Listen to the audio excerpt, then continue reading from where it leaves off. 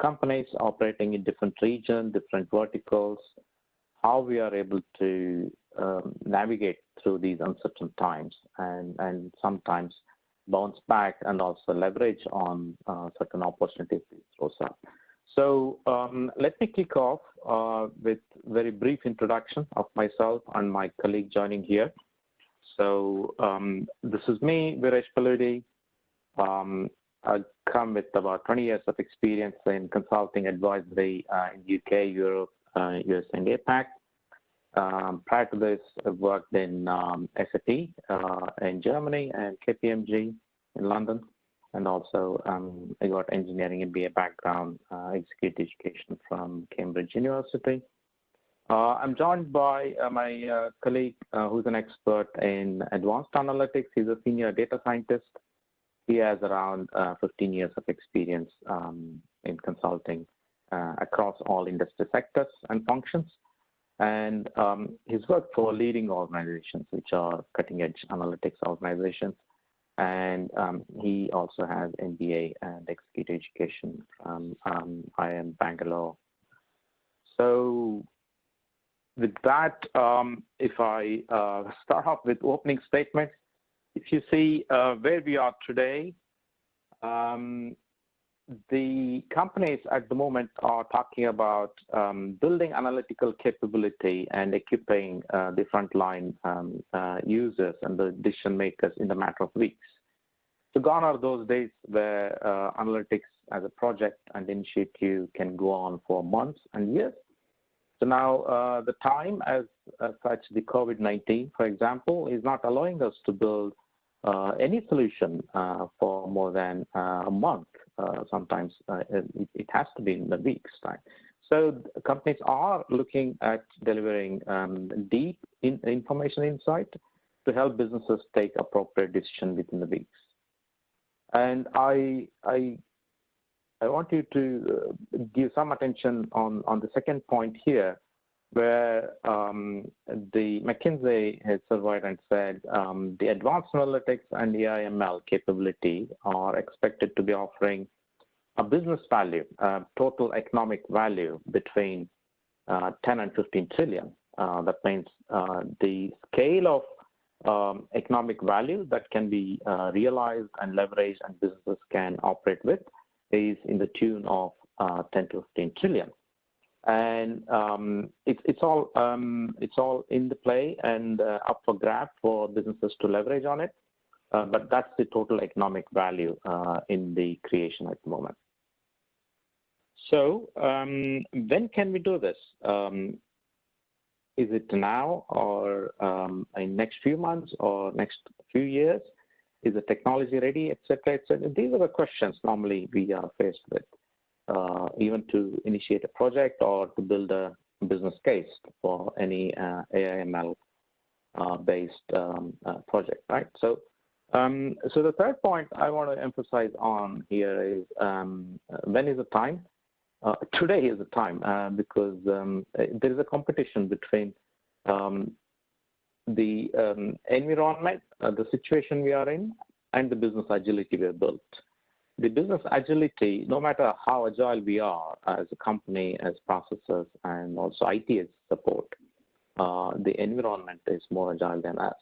Situations are changing phenomenally and more rapidly than ever before in the history of mankind. And for businesses, the means, tools, and equipments we got today are falling short, definitely, because whatever data model we have built so far, there's a huge drift in that model, and no one had envisaged what was going to happen in last 3 months or so, and also still ongoing in terms of what is the actual consumer demand and what is the actual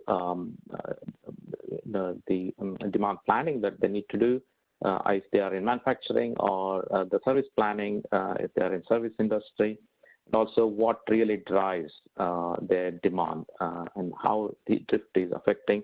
And if at all they need to realign with the new data, where is this new data coming from? How a company can leverage on any shift in that data and where to get that data from to realign and leverage on it.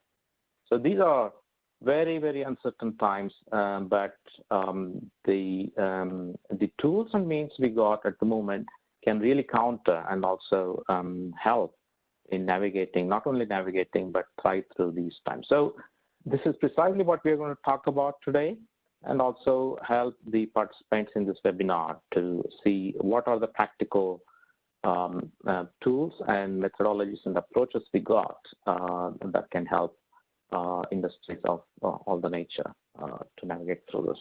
So let me take you through what's happening in the industry at the time. If you look at the COVID-19 situation that's unfolding since January this year, around 97% of the employee base has started working from home. I'm sure even in your companies, people are allowed to work from home. That's a new norm and new ways of working. And therefore, we're looking at different tools and means, cloud-based, and also the advanced cloud analytical capabilities for businesses to take decisions from home and effectively work from home. Okay, so 68% increase in adopting cloud computing and also analytical computing. 49% of the projects, that's about 50% of the projects in analytics and BI projects are either moving forward or initiating.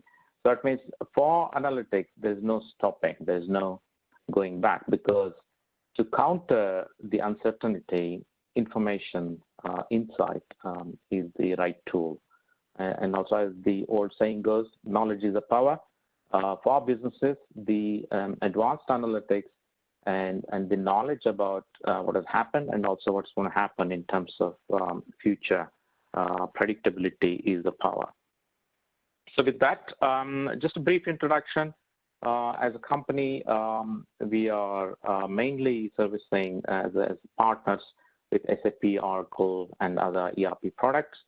And we have been servicing European clients for more than 10 years now.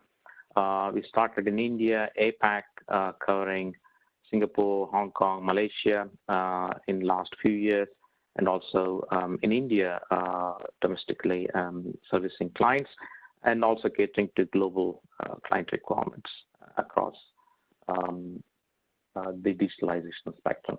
So typically what we would do, we get into advisory mode, help create a business case and co-develop a plan in terms of developing a very agile deployment of deep-rooted analytics that can deliver tangible benefits to business, and then build, develop, launch, and then continue the journey of optimizing together with you. So with that, I hand over to my colleague, Saurabh, to take us through some of the technical aspects of advanced analytics today. Saurabh? Yes, thank you so much, Viresh, for the introduction. I think so you have set the tone for this webinar. And yes, so as rightly said, we live in a different time right now, and time has changed in the last few months. And the reason is now businesses have to adapt differently. They have to take tough decisions, sometimes quick decisions, and more importantly, innovative decisions. And that's exactly where analytics comes in, because analytics essentially is a decision-making science, right? Exactly. Whether it is making, answering essential basic questions like, in these times, can we optimize our costs? Or how is my sales likely going to be in the future? Or which are the customers that might default in the near future? Or probably any other question. These can be answered by making informed decision with analyzing the data that is existing within the organization itself. And that's how analytics actually comes into play. Because when you use analytics by using the data available with the company itself, you are making informed and precise decisions which bring down the overall cost, let's say, of a marketing campaign. So you exactly know who the target population is going to be, what kind of promotions will work from them.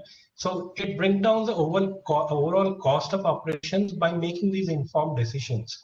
And what you see on screen is a sample dashboard, an executive dashboard that actually helps to make an informed decision. We'll have a demo of some of these dashboards and tools in this program. But what I want to bring to your notice is that these kind of dashboards would help you make these decisions, and which will be helpful in the future. Right. This is before we move on with the further things, one of the customers we are working at typically had a dilemmatic situation because of the COVID coming in. Some countries are really undergoing lockdown and less in consumer demand, and some are really surging. And it becomes very difficult for them to see what is the real demand in their supply chain, and also what production capacity they should work at, especially when there's a centralized production plant. So how would they counter this, and how better equipped they could be, considering that regionally the demand varies, and also the new channels emerging. For example, e-commerce is booming at the same time. Retailer may be coming down, but e-commerce is booming. So if you can also throw light on some of these aspects and see how we can embed these agile analytical capabilities to existing large SAP base and Oracle bases as a back-end ERP systems. Right. So as rightly mentioned by you, historical company data might not be as useful right now. So in this scenario, what companies can do is leverage on the secondary research data that is available for the last few months and use that in conjunction with the company available data. Already the companies would be having, let's say, about 6 months of data since COVID started. And this data in conjunction with secondary research data, as you rightly said, people are going online. So what are the categories of products, or what is the hit rate for your website in the last 6 months? A lot of secondary research is already being done. And so if we combine the secondary research data or the market data that is available, or what the competition is already doing, in conjunction with how your demand has changed in the last few months, I think so if we combine these few data sources, that might help in predicting how the future sales are likely to be. Right. So moving forward, I mean, we have come a long way in the last 1 decade or so. So analytics has changed right from the humble Excel-based descriptive statistics. We have moved to more MIS or BI, or just like we saw in the previous screens. Further, we have also tried to get in machine learning, and then we have eventually moved to artificial intelligence. So what basically is happening is, it's not that one analytics is leading to another analytics platform, but it's a synergy of simultaneous emergence of various technologies that is helping integrate analytics across various domains, across various business functions, and that is what is happening in the last decade or so. So wherein we have Internet of Things, we have the machine data integrated with natural language processing of text and voice and speech, coupled with image processing of images. And basically what it essentially means is, all this is all information, right? And there's a transformation wherein analytics is cutting across various technologies, and it's emerging as a new business function. So that is the first trend that we observe in the last decade or so, wherein across industries and across the traditional business functions like HR or finance, analytics is being used across industries and these business functions to provide insights to the business owner to come up with some recommendations and improve his business. The second trend that we observe these days is, obviously the technology is emerging wherein we can process the data faster, we can process the various statistics and analytics algorithms faster, and on a real-time basis come up with some valuable solutions. The third is the data itself. The data platforms, the storage is getting better. It's the processing speed is getting better.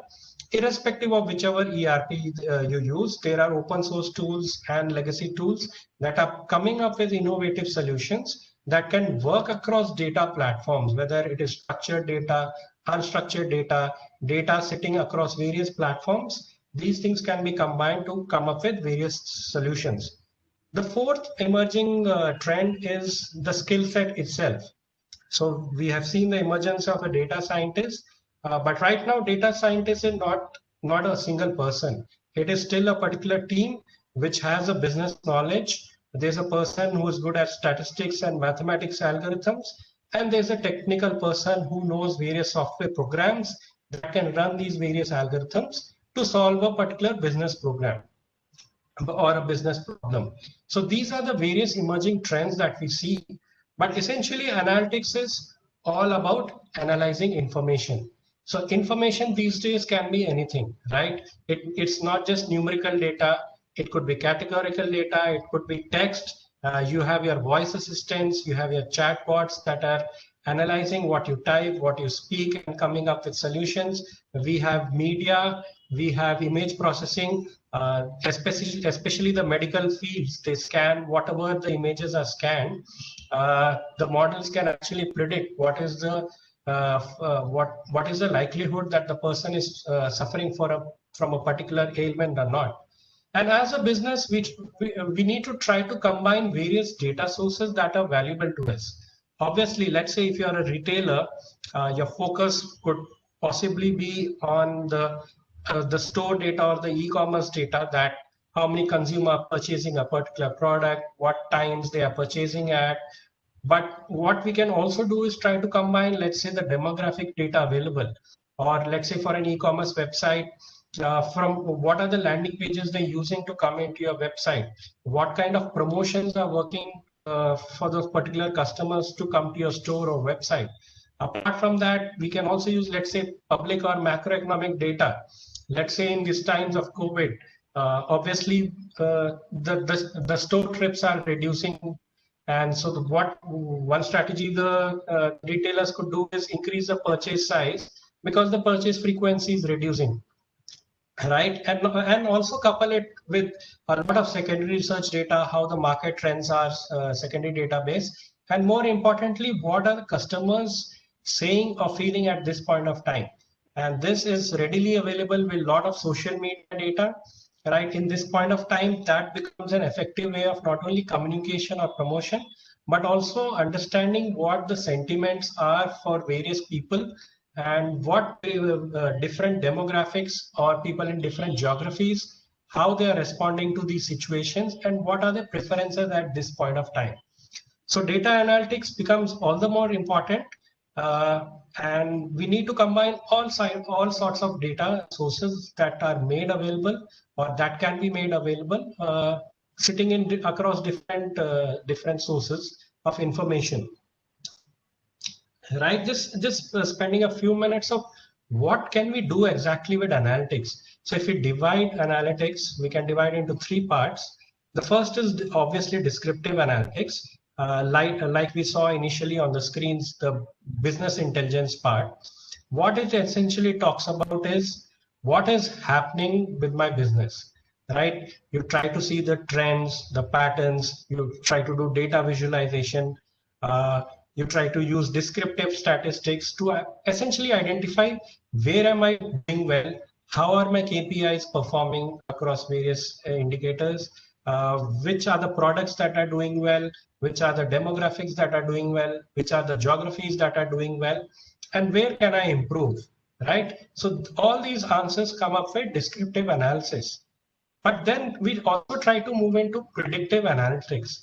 Now, predictive analytics will try to go in detail, but what it tries to essentially tell is what can happen next, right? We have a lot of historical data, but times have changed. So can we get in new indicators that would influence or what that would determine what is likely to happen next. And the third type of analytics is basically prescriptive analytics that tries to optimize your solutions. So what is the best that can happen given the information that is available with me, with all the constraints that I need to meet? What is the best that I can do in this particular situation? So just, this screen basically just gives you an idea of what are the various algorithms that are available in the market these days and what we intend to use. But the essential underlying capability of descriptive analytics is trying to observe what is happening right now with the help of data visualization. We have a lot of pattern discovery tools like the ones that I showed. Apart from this, we use a lot of descriptive statistics, variance analysis, analysis of variance, distributions of data, hypothesis testing. What they try to get an understanding is how well do we know our data, or what is the data trying to tell us? Are there any patterns, trends, or outliers, some exceptions, or some linkages between the data? Predictive analytics can be of two types.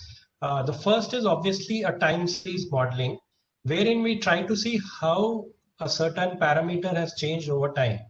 And obviously now the new variable that we need to include is in this current scenario is even the COVID, how the trend or demand or sales has moved across times. And for that, we have various algorithms. But more importantly, there's another type of predictive analytics, which is essentially define how a parameter changes with a change in other parameters. So let's say, again, you want to determine how my sales is likely to be in the future. While you're trying to see how it moves across time, you also want to see what are the factors that impact sales. So let's say if it's price of my product, it can be the promotion I use for selling my product. It could be the the competitor's price. It could also be the demographics of the buyer, let's say the income of the buyer or the age of the buyer whom I am targeting. So all these factors eventually would influence my sale. And how we try to study this is, let's say historically, if there has been a change in ₹1 or $1 increase in my price, has it affected my sales in the past, right? So that's how we try to define how my sales is dependent on various parameters. And obviously now with COVID coming in, that becomes an important influential parameter in sales forecasting, right? Moving on, prescriptive model is a very important tool that we can use in this point of time, because it is not probabilistic in nature like predictive modeling, but it tries to optimize the best that we have right now with unlike the forecasting that we see in the predictive model. So let's say if you're a car manufacturer, uh, you have seen a decline in sales, or you're a store, you have seen decline in sales. So you want to know, okay, what are the products, or what are the models of cars that I should produce that will minimize my cost or maximize my profit? Whereas wherein I still have a lot of constraints, like obviously transportation has been hit by a lot of movement restrictions. There is a demand constraint for my various vehicles. There could be a low-end vehicle which might be priced low, but the demand is in high numbers when compared to a top-end model, which might not be the sales might not be high, but the profit margin is much larger in those vehicles. So how do there might be labor constraints as well in these COVID times. So what is the best optimum mix of the cars that I should manufacture while satisfying all these constraints, so that my objective of profit or cost is maximized or minimized? So prescriptive modeling is used in a lot of scenarios these days, like scheduling of resources, optimizing of various resources, routing. In logistics and transportation, how do we route our vehicles? How do we transport various goods? For operation theater scheduling, resources optimization, And so these are the various use cases of prescriptive modeling. Then we move on to more of unsupervised machine learning algorithms like cluster analysis and various other things, wherein what you're trying to do with, let's say, a cluster analysis is trying to identify our target market. So obviously, we want to bring down the promotional expenses at this point of time, but we want to hit the right target market. So that's where segmenting your entire customer population into various segments that behave in a particular way. So it defines a target population for you, which is coherent or homogeneous in nature with respect to whether it is their purchase behavior, whether it's their demographics or geographies or their financial spend. So it defines a segment for you which behaves in a homogeneous manner so that the promotional effectiveness can increases many folds if this analysis is done. And obviously then we move on to more advanced analytics like artificial neural networks or natural language processing, wherein we get into more of artificial intelligence, wherein the device or a particular solution tries to think or uses cognitive intelligence by analyzing speech, text, values across various data sources to come up with some innovative solutions. So this in a nutshell is what are the various types of analytics that can be used. With respect to various tools that are available in the market, it all depends on what your organization is comfortable with, what are the ERP platforms that you're already using with, what are these tools compatible with, and also obviously the budgetary requirements. Some of these tools could be open source, some of these are legacy tools, but in a nutshell, some of them are BI tools or descriptive analysis. Some of them can be used for both programming, having a programming interface that can be used for predictive and prescriptive analysis. Things like R, Python are more open source, but it all depends on how comfortable the organization is using open source tools. Some of these are programming tools like SAS, R, and Python are again programming interfaces. But NIME and RapidMiner are more user friendly for the business user who all do not possess a lot of programming talent. And whereas Tableau, Power BI, and Click, they are more business intelligence tool or data visualization tools that can be used for descriptive analysis or exploratory analysis. And there are also tools like Google Analytics that can be used for web analysis, web analytics to identify what are the people, what are they doing on your website. They also have a product recommendation engines. If you're buying a particular product, the website automatically recommends various products to you. That is because they're using various algorithms in the background. Something like we saw association rules that basically determines how if you are a particular consumer and you belong to this segment of the population, and what are the customers similar to you purchasing, or if you're purchasing a particular product, what might be the intended usage of that product, and simultaneously recommend various other products for you to purchase. It could also be dependent on your past historical purchases. So this is how a lot of web analytics of product recommendation engines are built. So we are a technology agnostic organization. Depending on the use case, depending on the requirement, any of these tools could be used to solve a particular business problem. Coming to just one intervention there. Sorry about that. So sure. Some of our customers were commenting previously on that bit.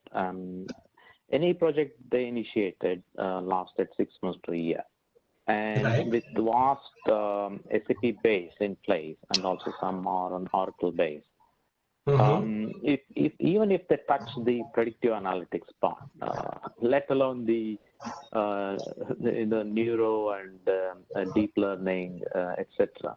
Right. With just the predictive analytics part, the licensing is so expensive and the implementation is so complex. Given where we are in this situation, what is the alternative that they got? Obviously, the budget and the time is the deciding factor. What they can pragmatically look at using those tool sets and also the predictive and prescriptive capability that's required to cope with the current situation. Right. So to answer your question, some of these tools are ready to use interfaces that can be integrated with any ERP that is available in the market. So I will take you through when I give a demo. Some of these interfaces, once they're developed, can be integrated with any of the data sources that are available. Secondly, with respect to time, as you see on this slide, analytics as such does not consume a lot of time. I mean, there might be a hotshot data scientist who runs a particular predictive model, but essentially the only time consuming activity is data preparation that you see on the right top of your screen, because sometimes it requires time to structure your data. But in today's scenario, a lot of businesses are already having ERPs that generate electronic data, and most of the data is structured and ready to be used. So that essentially reduces a lot of time for implementing these particular projects. In terms of cost, the third part is the cost factor. In terms of cost, obviously there are a lot of these tools, a lot of these BI tools can be implemented at very low cost, like Power BI. That is one plus point. Apart from that, we have a lot of open source tools to run these programs also. So I mean, R and Python are gaining a lot of advantage with respect to the legacy tools that can be used, and anybody can program on R and Python and come up with a model, reducing the overall cost of implementation. Right. So moving on, I mean, in the analytics process, as I mentioned, data preparation is a time consuming activity. But if a lot of structured data is available and it's connected with the ERP, then the time automatically reduces. Another important activity in this analytical process is the model validation, right? We live in a scenario where times have changed suddenly in the last few months, and the models need to be revised to regularly take into consideration these new indicators. For example, there was one of our clients that had businesses all across the world, and suddenly that has been hit by these risks which have come with along with COVID. So what we are trying to do is, apart from the business information or the business data, we are trying to get in country risk parameters from secondary research, wherein COVID is one important risk parameter with the data available for each country on a real-time basis.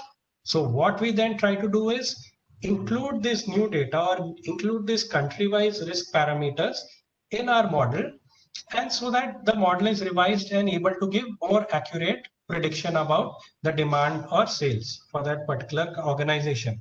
So model validation, regular monitoring, regular changes in data have become all the more important in today's scenario to include all these new emerging risk parameters into the model, right? So just to give an overview, for forecasting, we do a lot of sales forecasting, demand forecasting, a lot of marketing mix modeling. So what is the right promotional channel that you should use, which has been most effective in the near past? Or optimization, as I mentioned, apart from cost and routing and scheduling solutions, for the finance industry, we do also a portfolio allocation. What kind of buckets of investments that you should make in various for various stocks or various portfolios that can maximize your profit or your depending on your risk profile. Analytics is also used in risk assessment, fraud detection. A lot of companies might be worried about what is the credit scoring of customers these days, who are the customers that are likely to default, a lot of fraud detection. So these are various solutions that can be used across various sectors. Something very specific to various industries. If you are a supply chain industry, obviously, initially you want to know how can I optimize my costs with respect to routing and scheduling.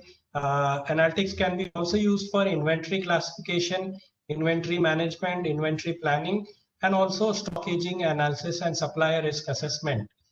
Uh, for retail, as we discussed, sales and demand prediction, web analytics, also a lot of price sensitivity with respect to promotional effectiveness that can be brought in.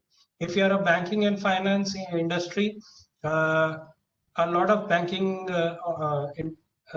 companies do a lot of credit scoring.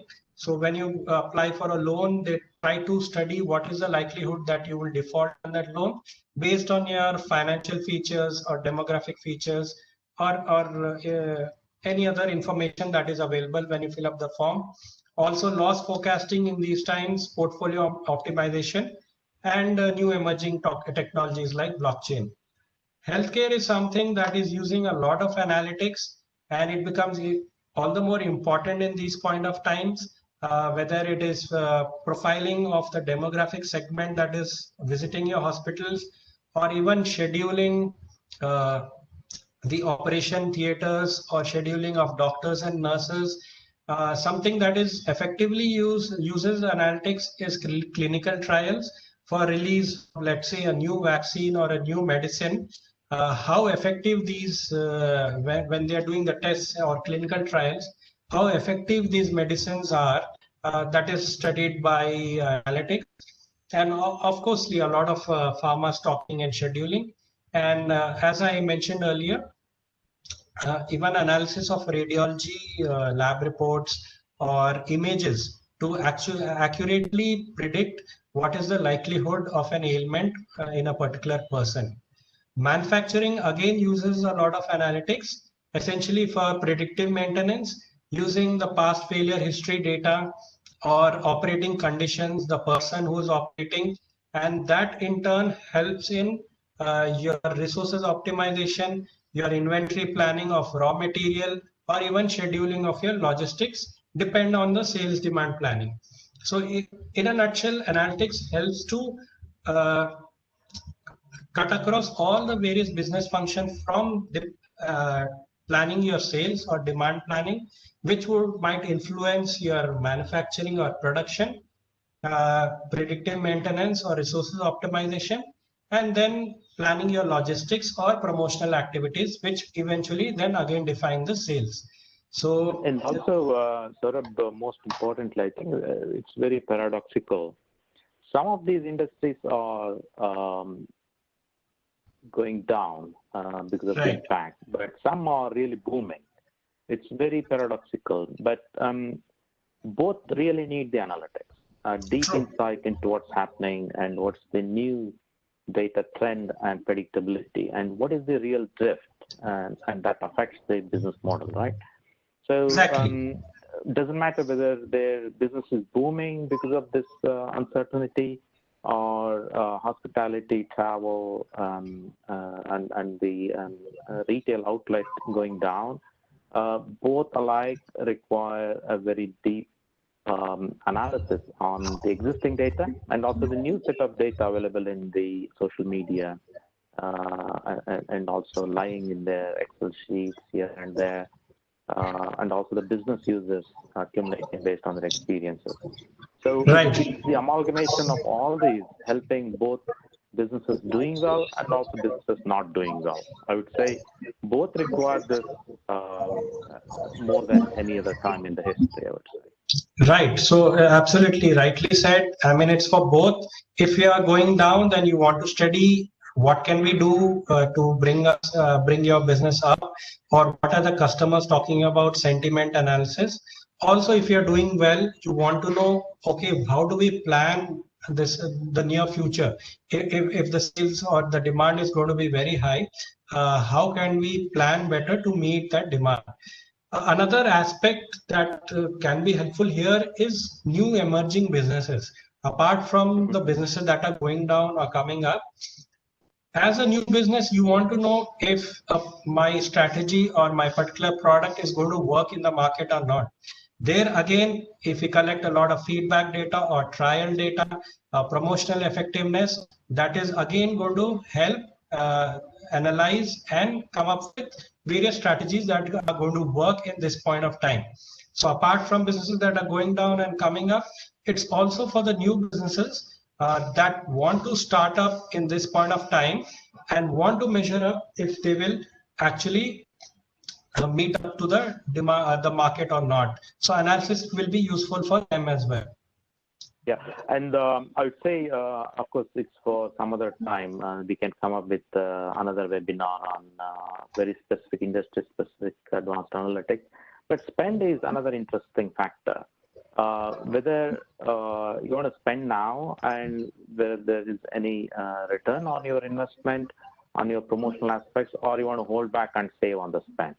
It's a very dilemmatic situation both for manufacturers, even pharma and CPG, to get control on their spend and go one level deeper into the analytics on spend. Maybe for some other time, but yeah, that's one area. So if time permits, if you can also give the demo to our participants today, that will be great. Definitely. You are bringing up the screen. Yeah, it's interesting. Right. And also let's talk about how we can readily deploy these, embed and deploy alongside the large ERP and supply chain systems at the moment, and how we can empower the business users at this time. Right. So just to answer your previous question, I mean, how do we, delay our spend, or should we spend now? That also can be done with the help of what-if analysis, wherein you have your historical data or recently available data in the secondary data resources, and you can do a what-if forecast to see, okay, if let's say you have a promotional parameter and you increase or decrease it by a certain margin, you want to see how the values are changing. So it could be promotional spend, it could be attrition rate. So with the change in any of these parameters, how is my data or how is my business going to basically change? So this is a simple dashboard of, let's say, a retail supplier of office or home furniture. But what these dashboards of power, these data visualization tools help you do is get a snapshot of your entire business on one page. And many of these tools are available, are analyzed on a real-time basis. How they essentially connect to your data sources is, I mean, you can connect any data source to these particular tools. A lot of open data sources, a lot of your legacy ERP systems, or even a simple Excel file, or even a text file. It recognizes even text files or even PDF files. So this helps to connect to all SAP systems or Oracle systems that Viresh was talking about. So essentially, these are ready-to-use tools and can connect or recognize any particular data source that you're already using. So not a lot of spend in terms of changing data platforms or integration. These are very easily integrated with any platform that you're using. Apart from that, these essentially help to give an overview and have an understanding as to how my business is performing across various categories, across time, across various demographics. And if I want to have an overall drill down, that information is also visible. Or let's say I want to change my profit ratio, which are the geographies that are performing well, or which are the sectors that are performing well. It helps to give a good overview of how is my performance across various categories, or across time, or across various customers. Similarly, we can also drill down into some kind of product analysis, wherein we try to see, okay, these are my product categories across time, which are the seasons there which I'm doing well, or which are the product categories that are doing well, and of course across various regions, how is my performance, right? So these are very easy to use, user-friendly interfaces, and so what we call them are interactive dashboards that instantly can answer any query or give you an instant, can help you making instant decisions. Similarly, we can also understand how is our performance across various customers, who are the customers who are performing well, and with respect to sales or profit or cost, they might be good, well-performing customers for whom you get high sales, but the cost of sales also needs to be taken into consideration for those customers. How much promotional campaigns we are using to increase the sales for those particular customers. So all this can be easily visualized with respect to these dashboard.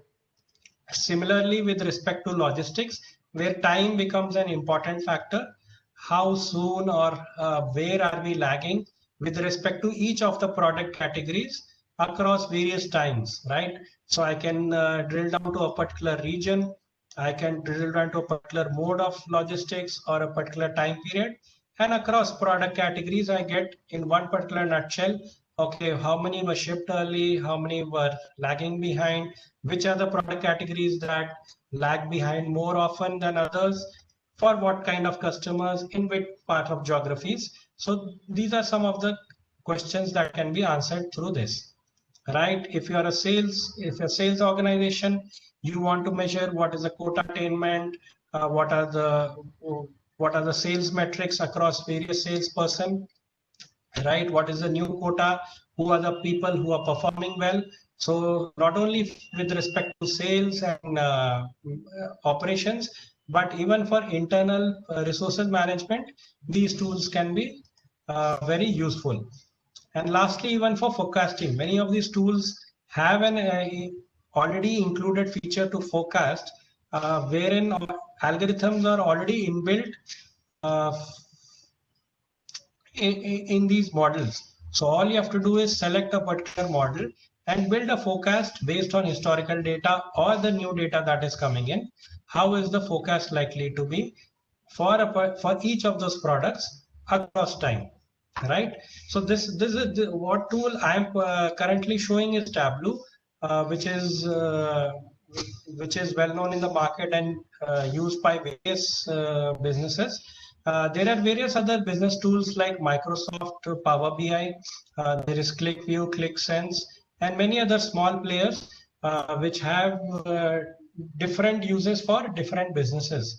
So this is one kind of dashboard. Various other very informative dashboards can be used to actually visualize or make a decision on a real-time basis across various businesses. So just to give you an example, these days we have even Power BI, which essentially also has a lot more features available in those in its model. For example, you can actually, if you have a variable that is changing across time, you can play it and see what is the movement across time, right? So if you play this, you can actually see how, let's say, a particular sales or my working hours or demand is moving across different points of time, and when did it increase or decrease, or when did it change, what were the sales across time for various customers or various products. So essentially it gives you a visualization as to how my sales is moving across time, or how my productivity for various products or various consumers is moving across time. Some of the other this is a very powerful tool, compared to the statistical reporting, right, either in print form, PDF form. This type of visualization, imagine the executives taking the assistance of this visualization across their data lake and existing and predictability in a visual form like this is tremendously helpful. Absolutely. In fact, that's why these are called interactive dashboards, wherein you ask a question and they interactively on a real-time basis give you the solution. And some of these can be scheduled to connect to your ERP on a real-time basis, or once in a day or once a week, depending on what your requirement is, and connect on a real-time basis and give you solutions. In fact, another feature with some of these tools is you can ask a question with your data, right? You can just type in a question like, what is the maximum something, or any other question that you want to ask with respect to AI. It also gives you various questions that you can ask from the data, and like a natural language processing, and it queries the particular data set or the particular report and comes up with the answer. Let's say I wanted to know who was the person having maximum number of booking hours in my sales team, and I can just query it here and it will give me who was that person, what was the booking hours, how much sales did he make. Another important feature with this tool is sometimes you might not know what to do with the data. You have a lot of data and you want to know, okay, are there any insights that the tool can automatically generate? That is where we get into modeling, wherein these kind of features, you just ask the tool to automatically generate reports from your data. So that also can be done from some of these tools. And as you were mentioning, I mean, in these point of times, some of these information gets even more important with respect to COVID. We have a lot of reports being generated with secondary research data available with respect to how COVID is impacting the healthcare or public.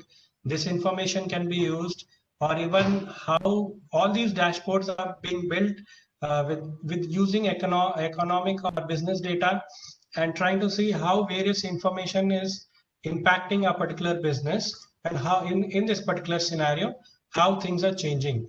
So we have a lot of effective tools. I mean, we can go into details with all these tools, but just wanted to give a demo how these tools are effective in analyzing your business on a real-time basis and coming up with solutions. So yeah, so I would love to continue because it's very interesting for viewers also. But we like to come back with another session on very specific industry-specific analytical application. Just to add to what Saurabh was saying for the benefit of our audience, we do have templatized solution matching most of the industry and covering normal situations to very specific scenarios, let be supply chain related or customer related, or even the spend related, deep analytics, and also we ingest the secondary data. The secondary data that we are collecting here and also available in the marketplace can be ingested into your existing data pool, and as a mix, we can come up with advanced analytics that can help now, and also build a model which is sustainable over the time and can face these situations like this in the near and future terms also. So I think we can certainly commit to the audience that we will come back with very specific use case and demo in detail on some of these aspects. And if required, we can arrange a one-to-one session with yourself, with some of the audience. There are some questions coming. I encourage the participants to ask any questions in specific want to get answered now, or they want us to come back arranging one-to-one with them. Okay, so one of the questions is if you have reusable, ready deployable template, it's not very clear, but how soon you can deploy as an add-on to our existing database? It is a matter of days, in fact, not even in weeks and months, because these templatized versions have been built on already existing ERPs. So if, let's say, you're using an Oracle or a SAP database, we already know what kind of fields or what kind of tables are available or what kind of databases are available within those systems. So it's easy to connect. Already the templates have been built. Let's say if you're service industry, What are the key points that you're looking at? If you're a retail industry, you're more focused on the consumer, the demographics, the sales and promotions. If you're a manufacturing, you are interested in how my what is the maintenance required, what is my production planning, what is the resources optimization. So all these models have already been built, and to be readily connected with various data sources. Obviously, so the time then comes down if we are using an existing data source and with these models. If you are using a different data source, still these tools are very user friendly and can be integrated much faster than legacy systems. Perfect, perfect. So, sir, the other question is, my HQ is already initiating a bigger project. How can I locally deploy a localized solution for our country? Sorry, I didn't get you. Could you repeat that again? I think they were saying the headquarter has already initiated the larger project that's global. Right. How can they locally implement a localized solution for them? Right. So it depends on firstly the data system that the organization is using. If it's a different data interface, then obviously uh, integration can happen between the headquarter and the localized system.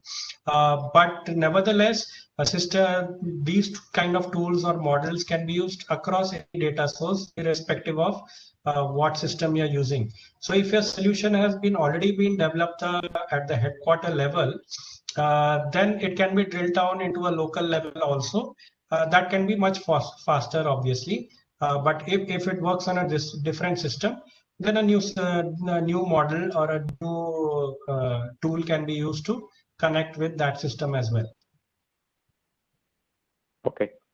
Okay, I think it can coexist. There's no problem in deploying alongside the HQ solution. The HQ solution is more centrally driven to report from the headquarter standpoint, getting a holistic view. But the local businesses should also understand and thrive locally, right? So I think the solution should coexist and work with the wider HQ deployed solution. And we can definitely assist both in headquarter level and also the local solution locally. Absolutely. Not a problem, I think. Yeah. So the other question is, can you arrange a separate session with our wider audience in our company? Yes, of course. Please get in touch with us. More than happy to go deeper, specific to your industry segment, and also any specific use case that you have, or you want to build a business case. I'm more than happy to assist on that also. Okay, so with that, we come to the end of this webinar. Thank you so much for joining in. I hope it is insightful and has given you more insight and ideas to leverage on these things, take the initiative forward. Should you require any assistance, please get in touch. More than happy to help you. Thank you very much. Bye. Thank you. Thank you so much.